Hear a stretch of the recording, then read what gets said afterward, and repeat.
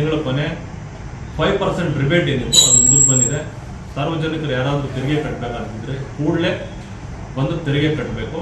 ಮತ್ತು ಜಿಲ್ಲಾಧಿಕಾರಿಗಳ ಒಂದು ನಿರ್ದೇಶನ ಇದೆ, ಕೆಲವರು ತಪ್ಪು ಮಾಹಿತಿ ಕೊಟ್ಟು ಕಡಿಮೆ ಕೊಟ್ಟು 3 ಫ್ಲೋರ್ನ 1 ಫ್ಲೋರ್ ಅಂತ ಕಟ್ಕೊಳ್ಳೋದು, ರೆಡ್ ಆಕ್ಸೈಡ್ ಗ್ರಾನೈಟ್ ಅನ್ನು ರೆಡ್ ಆಕ್ಸೈಡ್ ಕಟ್ಟೋದು ಸುಮಾರು ನಮಗೆ ಬಂದಿದೆ. ಮೊದಲನೇ ಹಂತದಲ್ಲಿ ಕಮರ್ಷಿಯಲ್ ಸ್ಟಾರ್ಟ್ ಮಾಡಿದ್ವಿ, ಕ್ಯಾಲ್ ಮಾಡ್ತೀವಿ, ಎಲ್ಲ ಅಸೆಸ್ ಮಾಡ್ತೀವಿ, ಎಲ್ಲ ಬಿಲ್ಡಿಂಗ್ಸ್ನ ಒಂದು ಟೀಮ್ ಮಾಡಿದ್ವಿ. ಎಲ್ಲ ಸಹ ಟೀಮ್ ಮಾಡಿ ಆ ಥರ ಕಂಡು ಬಂದರೆ ತೆರಿಗೆ ದುಪ್ಪಟ್ಟು ತೆರಿಗೆ ಆಗೋದ್ರಿಂದ ನಾಗರಿಕ ಸೌಲಭ್ಯಗಳನ್ನು ನಿಮ್ಗೆ ನಿಲ್ಲಿಸ್ತೀವಿ. ದಯವಿಟ್ಟು ಯಾರು ನಗರಸಭೆಗೆ ತಪ್ಪು ಘೋಷಣೆ ಮಾಡ್ಕೊಬೇಡಿ. ನಾವು ನಮ್ಮಲ್ಲಿ ಟ್ಯಾಕ್ಸ್ ಹಾಕೊಡ್ತಿರೋದು ನಿಮ್ಮ ಸಹಕಾರಕ್ಕೆ ಅಷ್ಟೇ ಇರೋದು. ಬಟ್ ಫಾರ್ಮ್ 2 ಏನಿದೆ ನೀವೇ ಡಿಕ್ಲೇರ್ ಮಾಡಬೇಕು. ಸೆಲ್ಫ್ ಡಿಕ್ಲರೇಷನ್ ಸಿಸ್ಟಮ್ ಇರೋದ್ರಿಂದ, ಸ್ವಯಂ ಘೋಷಿತ ಅತಿ ತೆರಿಗೆ ಪದ್ಧತಿ ರಾಜ್ಯದಲ್ಲಿ ಜಾರಿ ಇರೋದ್ರಿಂದ ನೀವೇ ಘೋಷಣೆ ಮಾಡ್ಕೊಬೇಕು. ನಾವು ಎಷ್ಟೇ ಸಹಕಾರ ಕೊಡ್ತಿದ್ವಿ ಅಷ್ಟೇ. ಆದ್ರೆ ತಪ್ಪು ಮಾಹಿತಿ ಏನಾದರೂ ಘೋಷಣೆ ಮಾಡಿಕೊಂಡು ಸಿಗಾಕೊಂಡ ಪಕ್ಷದಲ್ಲಿ ಅದಕ್ಕೆ ಸೆಕ್ಷನ್ ಏನಿದೆ ಅನ್ನೋದು ಮುನ್ಸಿಪಲ್ ಕಾಯ್ದೆ ಅದ್ರ ಪ್ರಕಾರ 1964 ಆಕ್ಟ್ ಪ್ರಕಾರ ನಿಮಗೆ ಕ್ರಮ ಅಂತ ಜರುಗಿಸ್ತೀವಿ. ಯಾವುದೇ ಕಾರಣಕ್ಕೂ ಆ ರೀತಿ ಏನಾದ್ರು ತಪ್ಪು ಮಾಹಿತಿ ಮಾಡ್ಕೊಂಡ್ರೆ ಕೂಡಲೇ ಸರಿಪಡಿಸ್ಕೊಳ್ಳಿ. ಈಗಾಗಲೇ 100 ಬಿಲ್ಡಿಂಗ್ ಅನ್ನ ನಾವು ಮೈನ್ MG ರೋಡ್ ಅಂತ ಕಮರ್ಷಿಯಲ್ ಬಿಲ್ಡಿಂಗ್ ಗಳನ್ನ ರೀಕ್ಯಾಲ್ ಮಾಡಿದ್ವಿ, ಅವ್ರಿಗೆ ಮತ್ತೆ ಕೊಟ್ಟಿದ್ವಿ, ಅವ್ರು ಬಂದು ದಂಡನ ಕಟ್ಟಿದ್ದಾರೆ. ಇದಕ್ಕೆ ಅವಕಾಶ ಇಲ್ಲ. ಈ ತಿಂಗಳಾದ್ಮೇಲೆ ನಾವು ಪ್ರತಿ ವಾರ್ಡಲ್ಲೂ ಕಮರ್ಷಿಯಲ್ ಇಂದ ಸ್ಟಾರ್ಟ್ ಮಾಡಿ ರೆಸಿಡೆನ್ಷಿಯಲ್ ಏರಿಯಾಗಳಿಗೆ ರೀಕ್ಯಾಲ್ ಸ್ಟಾರ್ಟ್ ಮಾಡ್ತೀವಿ. ಆದ್ರಿಂದ 5% ರಿಬೇಟ್ ಇರೋದ್ರಿಂದ ದಯವಿಟ್ಟು ಬಂದು ಬೇಗ ತೆರಿಗೆಯನ್ನು ಕಟ್ಟಲಿಲ್ಲ ಅಂದ್ರೆ ನಿಮ್ಗೇನು ಎವ್ರಿ ಮಂತ್ 2% ಇಂಟ್ರೆಸ್ಟ್ ಇರುತ್ತೋ ಅದ್ರ ಪ್ರಕಾರ ನಾವು ಪ್ರತಿ ಇದಕ್ಕೂ ಸ್ಟಾರ್ಟ್ ಮಾಡ್ತೀವಿ.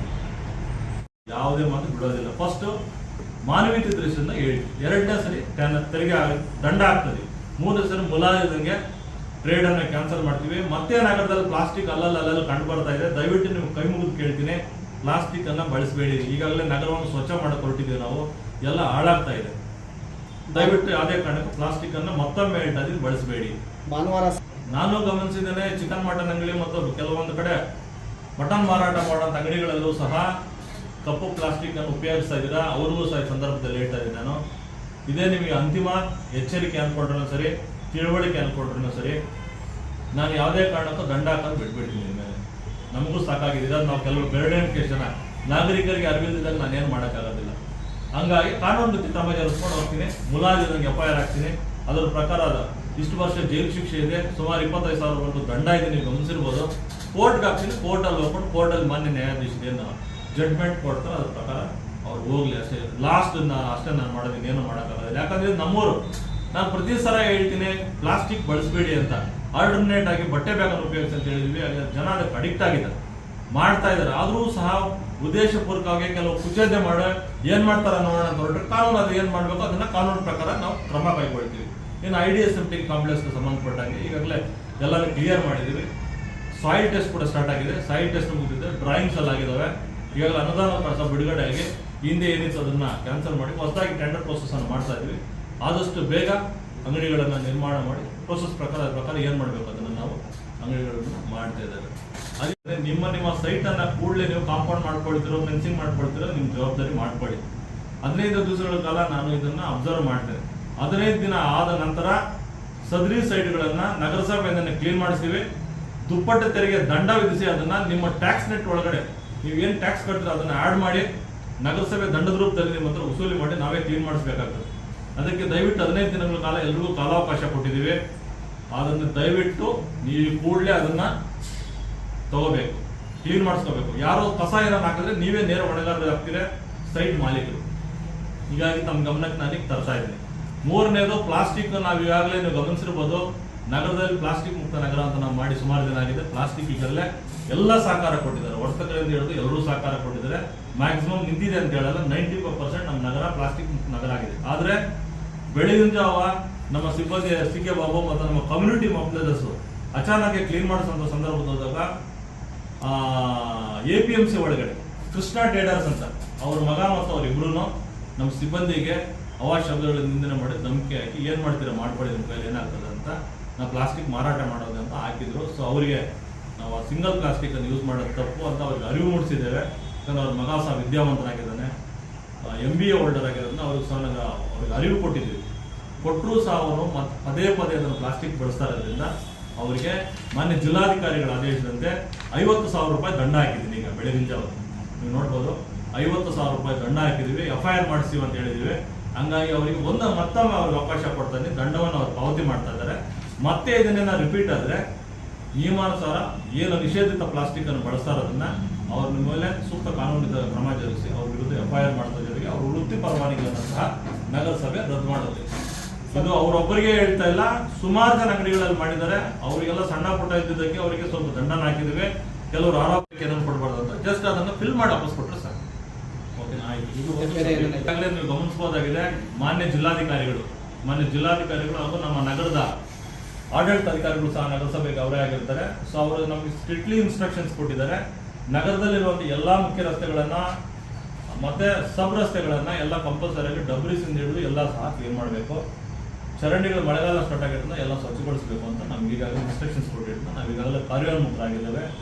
ತಳ್ಳ ಗಾಡಿಗಳಿರಲಿ, ಇನ್ನೊಂದು ಬೇರೆಯವರಿರಲಿ, ನಿಮ್ಮ ರಸ್ತೆಗಳಲ್ಲಿ ಏನಾದರೂ ಕಲ್ಲಿಟ್ಕೊಂಡಿದ್ರೆ ದಯವಿಟ್ಟು ಅದನ್ನು ತೆಗೆದು ಇಟ್ಕೊಂಡು ಹೋಗಿ ವಾಪಸ್. ರಸ್ತೆಗಳಲ್ಲಿ ಎಲ್ಲಿ ಇಟ್ಬೇಡಿ, ಆಕ್ಸಿಡೆಂಟ್ಗಳಾಗ್ತದೆ. ನೀವು ಗಮನಿಸಿರ್ಬೋದು, ಈಗಾಗಲೇ ಸುಮಾರು ಪತ್ರಿಕೆಗಳಲ್ಲಿ ಬಂದಿರೋದು. ಕಳೆದ ಬಾರಿ ನೀವು ANM ನ್ಯೂಸಲ್ಲಿ ಸಹ ನೀವು ಅಬ್ಸರ್ವ್ ಮಾಡಿದ್ದೀರಾ.